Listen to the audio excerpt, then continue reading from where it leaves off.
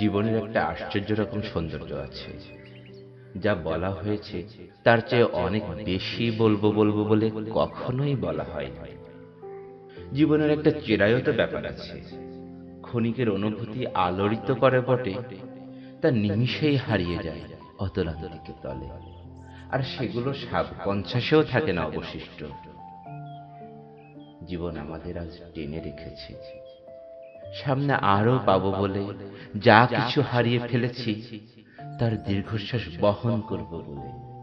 যত ভুল করেছি তার জন্য আফসোস করতে, নতুন নতুন ভুলের পসরা সাজিয়ে নতুন যাতনায় নিজেকে পিষ্ট করতে আজও হয়তো বেঁচে আছি আমি এবং আমার মতো আরো সংখ্যাতীত মানুষ, বারবার পরাজিত হয়ে যুদ্ধের যথেষ্ট রসদ না থাকার পরও আবার যুদ্ধের দামামায় নিজেকে বিজয়ীর স্বপ্নে বিভোর হয়ে বেঁচে থাকার নামই জীবন।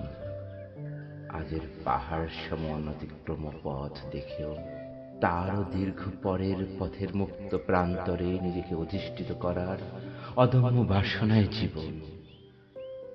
জীবন যেখানে যেমন, অথচ প্রায়শই নিজেকে অনতিক্রম্য এক একাকী পথে আবিষ্কার করা, অতঃপর বারংবার খাপ খাওয়ানোর মতো খাপ ছাড়া হতচ্ছাড়া গোছের গুছিয়ে ওঠার নামও জীবন। শুনলেন নূর আলম সিদ্দিকী রচিত কবিতা জীবনের ৭ পাঁচ। সবাইকে ধন্যবাদ।